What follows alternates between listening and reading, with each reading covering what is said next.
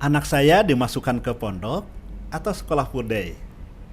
Yah, saya yakin pasti orang tua saat ini pasti mempunyai pemikiran seperti itu, apalagi menjelang tahun ajaran baru.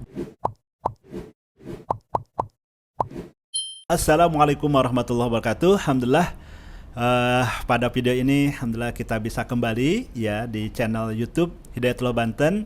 Ya, kita akan membahas tentang bagaimana yang terbaik ya untuk menempatkan anak kita di sekolah full day atau kira-kira di pondok ya. Semuanya tentu mempunyai kelemahan ya, kelebihan dan kekurangannya masing-masing ya. Ketika di full day, misalkan di full day dia dari pagi sampai sore, dia proses pendidikan pembinaannya tertentu, anak kita misalkan ya, itu tentu di sekolah. Nah, kembali misalkan sore kembali ke rumah, tentu tanggung jawabnya adalah mulai dari sore misalkan sampai pagi, tentu tanggung jawabnya adalah orang tua. Nah, dengan kondisi saat ini, apakah kita masih sanggup gak membina anak-anak kita ya yang luar biasa ya, apalagi dengan fenomena apa namanya nih, gadget, game dan yang lainnya. Nah ini, tapi kalau memang misalkan mampu, ya subhanallah luar biasa. Memang sebenarnya tugas utama orang tua adalah membina, ya kan? Adapun ke sekolah dan ke pondok itu adalah apa? Ya salah satu tugas orang tua pun juga ya apa namanya, menitipkan untuk membantu kepada lebih fokus dengan kesibukan-kesibukan, tentu karena kesibukan orang tuanya. Nah, memang menjadi tantangan adalah sanggupkah kita orang tua ketika membina, mendidik anak kita di luar jam sekolah tersebut. Terkadang kita kan berat sekali ya. Nah, tentu alternatif yang kedua adalah yaitu di pondokan atau sekolah yang boarding ya, yang berasrama. Nah, ini memang menjadi pilihan alternatif ya, banyak sekali, dan sesuatu yang saat ini ya apa ya, sudah jadi umum ya, apalagi di Banten ya. Kalau di Banten memang tempatnya pondok ya, wilayah pondok terbesar loh di Banten ini, terbanyak di Indonesia. Nah, luar biasa tentu. Nah, sebenarnya apa sih mondok? Dan mondok itu bukan sesuatu yang apa ya, terbelakang gitu ya. Mondok itu bukan sesuatu yang apa ya namanya ya, tertinggal gitu ya. Enggak kok, mondok itu keren banget ya. Minimal ada 5 hal lah ya, kalau kita rumuskan ya, minimal ada 5 hal yang akan didapatkan ketika anak kita dimasukkan ke pondok. Apa yang pertama? Yang pertama adalah tentu nanti ini yang paling membahagiakan bagi kita orang tua. Apa? Dia akan terjaga ibadahnya. Masya Allah. Kalau di rumah, aduh begitu berat ya. Kadang kita juga menyuruh anak kita gitu kan. Masya Allah, begitu berat sekali. Tapi kalau di pondok, karena sudah sistem gitu kan ya, udah sistem mulai dari sholat tahajudnya, sholat subuh gitu kan, dan ibadah-ibadah yang lain, dia akan senantiasa terjaga. Itu luar biasa, itu kebahagiaan tersendiri bagi orang tua.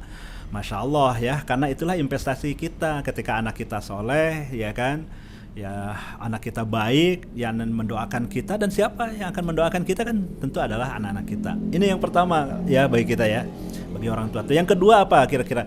Yang kedua, anak-anak kita tentu selain dibina tentang apa namanya ibadah, tentang tentu intelektualnya. Nah, luar biasa pembinaan di pondok biasanya terintegrasi antara apa namanya, ilmu-ilmu yang sifatnya umum maupun juga ilmu-ilmu diniyah. Nah, ini diintegrasikan. Jadi biasanya dapat semua itu ya, dapat semua. Jadi ke apa namanya, intelektualnya pun juga insya Allah kok luar biasa, karena bahkan tidak hanya di jam-jam sekolah, di luar jam sekolah pun tetap anak-anak itu kita belajar di waktu sore, bahkan di waktu malam.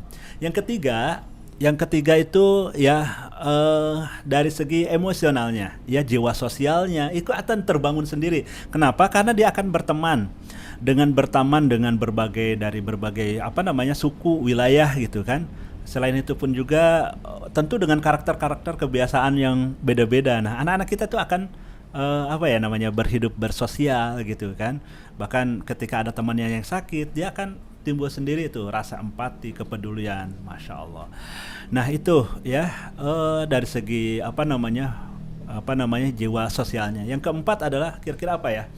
Ya leadershipnya, ya dari segi leadership dan kemandiriannya lah ya, kepemimpin, minimal memimpin diri sendiri ya, kemandirian gitu kan. Dia tentu akan mandiri tuh biasanya, apalagi yang mengerjakan hal-hal yang sifatnya pribadi ya seperti mencuci itu akhirnya biasanya di rumah manja ya. Kalau di pondok akhirnya ya dia harus menjaga kebersihan diri sendirinya gitu kan. Dia juga harus menata barang-barang miliknya. Ini kan sangat luar biasa sekali dan itu untuk menumbuhkan kemandirian. Nah, syukur-syukur bahkan tadi bukan hanya kemandirian ya, leadership untuk dirinya tapi juga dia dilatih juga untuk leadership bagaimana bisa terbangun jiwa kepemimpinan untuk memimpin sahabat-sahabatnya, teman-temannya. Itu biasa seperti itu nanti ada di kamarnya itu dibentuk juga, belum lagi kelasnya, bahkan juga di lingkungan pondoknya juga terbentuk ya sistem organisasi santri biasanya. Nah, yang terakhir nih sebenarnya yang paling membahagiakan bagi kita orang tua itu apa? Terjaga, karena tentu di dalam pondok itu terjaga apa? Terjaga dari pergaulannya, masya Allah itu, masya Allah terjaga. Ini kan yang membuat kita nyaman ya, membuat kita juga tenang anak-anak kita. Nah, inilah ya kelebihan-kelebihan ketika anak kita dimasukkan ke pondok ya. 5 hal inilah minimal dan tentu masih banyak lah kelebihan-kelebihannya. Ya, silahkan memang menjadi pilihan bagi orang tua apakah anaknya di sekolah boarding atau di pondokan. Nah, sahabat sekalian, para pemirsa channel YouTube di Hidayatullah Banten, kabar gembiranya Hidayatullah Banten juga saat ini membuka pendaftaran. Nah, membuka pendaftaran untuk penerimaan santri putra maupun putri. Kita akan ditempatkan di pondok dan di rumah Quran kita, dan insya Allah kita akan hantarkan putra dan putri ayah bunda menjadi penghafal Quran 30 juz. Subhanallah. Nah, kita ada di 8 kota dan kabupaten ya. Nanti silahkan bisa memilih dan kami sudah share tuh informasinya. Nah, boleh klik ya, dan kami sertakan juga linknya di dalam video ini. Baik, terima kasih. Mohon maaf, nanti kita akan sharing-sharing kembali tentang dunia pendidikan dan dunia kepesantrenan. Terima kasih, mohon maaf. Wassalamualaikum warahmatullahi wabarakatuh.